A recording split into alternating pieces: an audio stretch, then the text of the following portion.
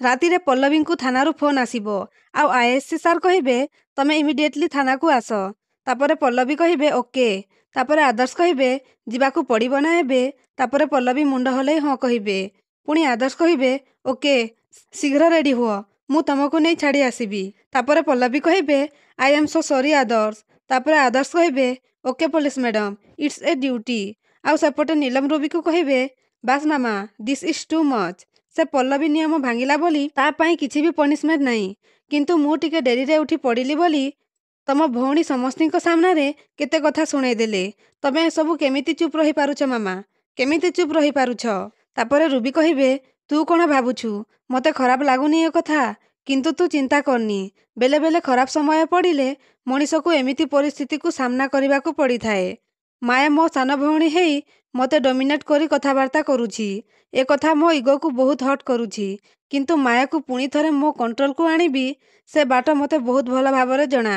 ତାପରେ ନୀଲମ କହିବେ ତମେ ତ କହୁଥିଲ ନା ମାମା ମାୟା ଆଣ୍ଟି କିଛି ଦିନ ପର୍ଯ୍ୟନ୍ତ ଏ ଘରକୁ ଆସିବେନି ଆଉ ଆମେ ମା ଝିଅ ମିଶି ଏ ଘରେ ଶାସନ କରିବା, କିନ୍ତୁ ଏବେ ତ ଓଲଟା ହେଇଗଲା ନା।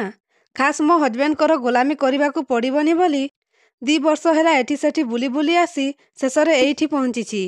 ଆଉ ଏଠିକି ଆସିକି ବି ମାୟା ଆଣ୍ଟିଙ୍କ ଗୋଲାମୀ କରିବାକୁ ପଡ଼ିବ, ତାହେଲେ ଲାଭ କ'ଣ? ତାପରେ ମାୟା ଆସି କହିବେ ମୁଁ ଜାଣେ ତମେ ମା ଝିଅ 2 ଜଣ ଯାକ ମିଶି ମୋ ଉପରେ ବହୁତ ନାରାଜ ଅଛ ନୀଲମ। ତାପରେ ରୁବି ଆଉ ନୀଲମ ଆଶ୍ଚର୍ଯ୍ୟ ହେଇଯାଉଛନ୍ତି। ତାପରେ ମାୟା ପାଖକୁ ଆସି କହିବେ କିନ୍ତୁ ବିଶ୍ୱାସ କର ମୋର ଏସବୁ କରିବା ନିହାତି ଜରୁରୀ ଥିଲା। ତାପରେ ନୀଲମ କହିବେ ନାଇଁ ମାନେ କଥା କ'ଣ କି ଆଣ୍ଟି, ମୋର ଏସବୁ କାମ କରିବାର ଅଭ୍ୟାସ ନାହିଁ। ମୋ ଶାଶୁଘରେ ନା ମୋତେ ପୁରା ରାଣୀ କରିକି ରଖିଥିଲେ। ତାପରେ ରୁବି କହିବେ ଦେଖ ମାୟା, ତତେ ଯଦି ଆମେ 2 ଜଣ ବୋଝ ବୋଲି ଲାଗୁଛୁ ତାହେଲେ ତୁ ଆମକୁ କହିଦେ, ଆମେ ଏ ଘର ଛାଡ଼ି ଚାଲିଯିବୁ, କିନ୍ତୁ ସମସ୍ତଙ୍କ ଆଗରେ ଆମକୁ ଇନସଲ୍ଟ କରିବାର ତୋର କୌଣସି ଅଧିକାର ନାହିଁ। ତାପରେ ମାୟା କହିବେ ଦିଦି ମୁଁ ଯଦି ଘର ଲୋକଙ୍କ ଆଗରେ ନୀଲମକୁ ପନିଶମେଣ୍ଟ ଦେଇନଥାନ୍ତି ତାହେଲେ ଘର ଲୋକଙ୍କ ସାମ୍ନାରେ କାତି ରହିନଥାନ୍ତା। ସେମାନେ କେହି ମୋତେ ଖାତିର କରିନଥାନ୍ତେ, କେହି ମୋତେ ଡରି ନଥାନ୍ତେ।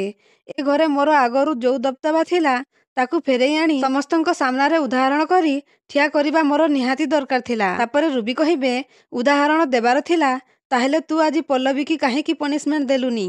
ତାପରେ ମାୟା କହିବେ ତାକୁ ତ ମୁଁ ପନିଶମେଣ୍ଟ ଦେଇଥିଲି ଦିଦି, କିନ୍ତୁ ତାପରେ ମୁଁ ଅନୁଭବ କଲି ଯେ ତାର ପୂଜାରେ ଏବସେଣ୍ଟ ରହିବାର କିଛି କାରଣ ଥିଲା। ସାରା ସହର ତାର ଯେତେବେଳେ ପ୍ରଶଂସା କରୁଛନ୍ତି ମୁଁ ତାକୁ ପନିଶମେଣ୍ଟ କେମିତି ଦେଇପାରିବି ଦିଦି? ତା ଛଡ଼ା ଏମିତିରେ ବି ସେ ଗଲାବେଳେ ମୋ ପାଖରୁ ପରମିଶନ ନେଇକି ଯାଇଥିଲା, ଆଉ ଆଳତି ସରିବା ଆଗରୁ ବି ଠିକ୍ ସମୟରେ ଆସି ସେ ଘରେ ପହଞ୍ଚିଗଲା। ଛୋଟ ମୋଟ ଭୁଲ ପାଇଁ କ୍ଷମା ବୋଲି ଗୋଟେ ଶବ୍ଦ ଅଛି ନା। ତାପରେ ସେପଟେ ଆଦର୍ଶ କହିବେ ଯଦି ଦରକାର ପଡ଼େ ତାହେଲେ ତମେ ମୋତେ ସାଙ୍ଗେ ସାଙ୍ଗେ କଲ୍ କରିବ, ଓକେ? ତାପରେ ସମସ୍ତେ ବାହାରକୁ ଦେଖିଯିବେ। ତାପରେ ଆଦର୍ଶ କହିବେ ମୁଁ ତ ତମକୁ କହୁଥିଲି ଡ୍ରପ୍ କରିଦେବି, କିନ୍ତୁ ତମେ ମୋତେ ମନା କରୁଛ। ତାପରେ ପଲ୍ଲବୀ କହିବେ ନାଇଁ ଆଦର୍ଶ ତମେ ଟେନସନ୍ ନେବା ଦରକାର ନାହିଁ, ପୋଲିସ ଗାଡ଼ି ଆସୁଥିବ ମୁଁ ସେଥିରେ ଚାଲିଯିବି। ତାପରେ ଆଦର୍ଶ କହିବେ ଠିକ୍ ଅଛି ଦେଖିକି ଯିବ। ତାପରେ ପଲ୍ଲବୀ ଚାଲିଯିବେ। ତ ଦର୍ଶକ ବନ୍ଧୁ ଏବେ କ'ଣ ମାୟା ପଲ୍ଲବୀଙ୍କୁ ଘରୁ ବାହାର କରିଦେବେ କି? ଆମକୁ କମେଣ୍ଟ ମାଧ୍ୟମରେ ନିଶ୍ଚୟ ଜଣାନ୍ତୁ।